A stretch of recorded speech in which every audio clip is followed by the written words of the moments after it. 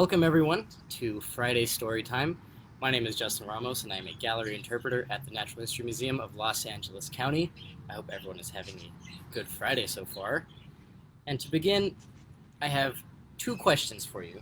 Two pretty simple questions. If you're tuning in from around the LA area, or pretty much anywhere, what's the weather been like recently? You've been outside right now, it's 11 o'clock and still it's getting really hot. Getting kind of sweaty. It's been hot. It's been pushing 90 here in LA, and even a couple days ago in Death Valley it was 130 degrees. Isn't that crazy? My second question for you, besides talking about the weather, is have you ever had a fruit or a vegetable? I was having one right now. I was eating an apple there. And look at this. I just got this plant a while ago. Tomato plant. I don't know if you can see it, but little tomatoes here. Got a whole bunch of them. A whole bunch of baby tomatoes. Yeah. But what does that have to do with anything? What does it being so hot and these beautiful tomatoes have to do with anything? Well, they both have the same person, let's call it a person right now, to thank for their existence, and that is the sun. Without the sun, there wouldn't be any nice hot weather, there wouldn't be any tomatoes, there wouldn't be any fruits, there wouldn't be any vegetables, there wouldn't be any grasses. In fact, without the sun, there would hardly be anything on this earth. It would be a tough place to live in if we didn't have the sun. Does anyone know how far away the sun is? Take a guess, whoever you're with, just say it out loud. How far away do you think the sun is? It's up there somewhere. Do you think it's 100 miles away, 1,000,000 miles away, 1,000,000 feet away? What do you think? How far away is the sun? Well, actually, it might be farther than you think. Take a look at this. This is a foot, right? This is 1 foot. A mile is 5,280 of these. So a mile is about 5,000 of these, right? The sun is 93 million miles away. If it were any farther, the planet would be too cold to live in. If it were any closer, the planet would be too hot to live in. So it's in just the right spot, about 93 million miles away, or 1 astronomical unit, 1 AU, that I can live on this earth, these tomatoes can live on this earth, my dog can live on this earth, those birds can live on this earth. So I think the sun is pretty important. But don't take it from me. Let's hear it from the sun himself. This book is called Sun, 1 in a Billion.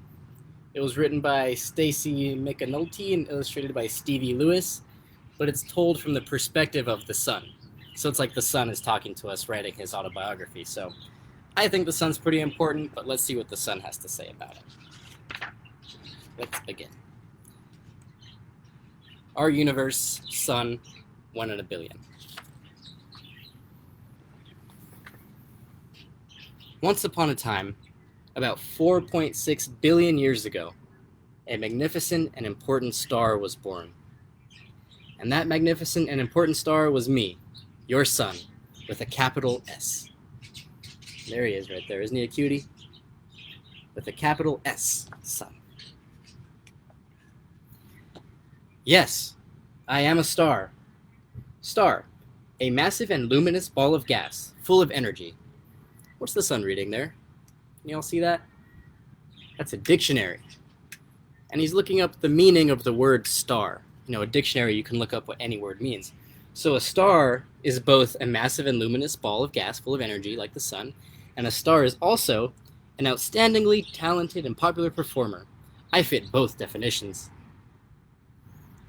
So we can see he's both a star and he's a performer. He's doing a show for... Who's in the audience there? What does that look like? See anyone familiar? Yeah, I see the Earth, and I think that giant red giant next to him is Mars, maybe? Maybe Neptune? What else does the sun say? The Milky Way galaxy has over 100 billion stars. That makes me 1 in a billion, or 1 in 100 billion. So this galaxy, it's all stars. All those little points are stars. And there's the sun. He's so small in terms of the galaxy. I'm not the biggest, so what? I'm not the brightest, who cares? I'm not the oldest, whatever. But I am the most important, at least to you Earthlings. So, does anyone look familiar there? Yep, that's our sun. It's our star, allowing us to grow food and to play, to have forests and to have oceans and to have rivers. So our sun may not be the biggest in the galaxy. He is only 1 in 100 billion. But to us, he's the most important. Without the sun, there would hardly be any life here on Earth. Can you hang out for 8 minutes? That's how long it takes my light to reach Earth. Yep, I give you heat and light. You're welcome. I'm so important that Earthlings should name a special day in my honor. We can call it Sunday. Oh, wait. There's already a Sunday. That's right, the sun is so far away. Do you remember how far it was? 93 million miles away. Remember, 1 foot, 5,000 feet in a mile. The sun is 93 million miles away, so it takes 8 minutes for the light from the sun to come all the way up there in space, down here to my face. So, I'm famous for my heat and light, but I also hold our entire solar system together. Scientists call it gravity. What can I say? The planets are attracted to me. Gravity, most simply, is the thing that keeps us down on this Earth. It keeps this ruler falling. It keeps me firmly planted on the Earth. And the sun keeps all of us attracted to him. We'll see here. And because I'm the center of the solar system, life revolves around me, literally. So the sun is in the center, and because of its gravity, because of that force that's pulling everything toward it, we all revolve around the sun. Does anyone know how long it takes the Earth to revolve around the sun? Let's see if you can see that there. It takes 365 Earth days to revolve around the sun. We all go in the same direction, and that's 1 year. So 365 days, every year that you have your birthday, every year that you have Christmas, thanks to the sun. Because we go around it at an equal rate. Those other stars are far, far, far away from Earth, which makes them look teeny, tiny, and not so important. I'm close, a mere 93 million miles from Earth. To an Earthling, I look like this. That's how the sun looks to us. But to Neptunians, I'm 2,795 million miles away, and I look like this, if there were Neptunians. There's no known life on Neptune that we know of yet. But can you see that? If we lived on Neptune, the sun would look like this teeny little dot. But to us, that's what the sun looks like. The sun is really far away from Neptune, that's why it's so cold. The sun is 93 million miles away from us, but from Neptune it was like 2,000, what was this? What did I say there? 2,795 million. I don't even know what that number looks like. Technically, I'm a yellow dwarf star, but I'm still a big, big deal. If I were the size of a basketball, the Earth would be smaller than a grain of sand. You can fit about 1 million Earths in me. Isn't that crazy? Look, I have a little demonstration here. If we shrunk the sun, if we had a little shrinking ray, and we shrunk the sun to the size of this basketball here, then the Earth, if we got that same shrinking ray and shrunk the Earth with the same shrink blast, the Earth would be about this size, maybe even smaller. See this tiny little rock? So it would be a lot smaller than this. This would be the sun, this would be the Earth. That's wild. You could fit about 1 million Earths inside of me. So 1 million grains of sand inside of that basketball, if you think about it. But you can't fill me with Earths, because I'm hot stuff. Compare. A hot summer day, 90 degrees. It's about 90 degrees out here right now. A pizza oven, 700 degrees. The orange-yellow flames in a campfire, about 2,000 degrees. How hot do you think the sun would be? Enough to cook your pizzas, you think? Well, check it out. About 10,000 degrees on the surface.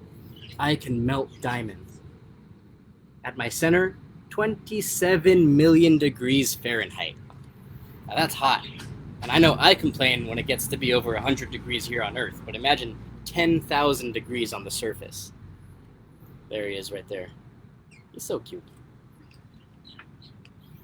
So, what do we know? The sun is hot, the sun is far. Ancient Earthlings thought that I circled the Earth. Can you imagine me revolving around the Earth? And some might think that I sit in the sky all day and night. But I got moves, baby. I'm spinning. And because I'm not solid, my middle moves faster than my top and bottom. Don't try this at home. So the middle of the sun rotates. Takes about 25 Earth days, and the bottoms take about 36 Earth days. Because the sun is made of gas. It's not a solid, so if this was our sun, and it's made of gas, then the whole thing is rotating. The whole sun is spinning, but it's basically in one place. And our planets, these little grains of sand, are moving around the sun in these ovals called ellipses, this. But the sun is also spinning, so imagine if I could actually spin that on my finger, which I can't, and it's going around it at the same time.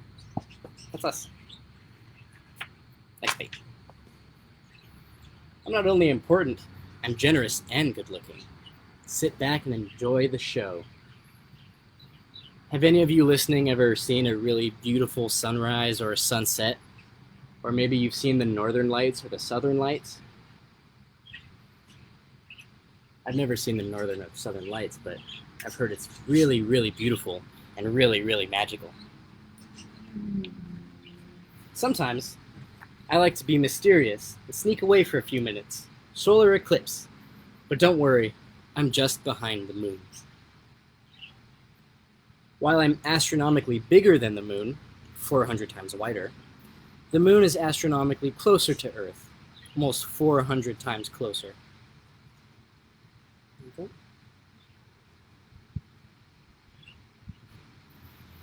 My neighbor stars have fancy names. Meet Proxima Centauri, Alpha Centauri A, and Alpha Centauri B. Me? I just need 3 letters. Give me an S, give me a U, give me an N. What does that spell? Sun. Sun, sun, he's our star, light and heat from afar. Please note, that's a capital S. I am important. So his neighbors have these really cool names like Alpha Centauri. His name is just Sun. Easy for us to say. Not to hog the spotlight, but I've still got it. I'm the same hot, bright star I've always been. A stable star is a good star. You don't want your sun getting hotter or cooling off.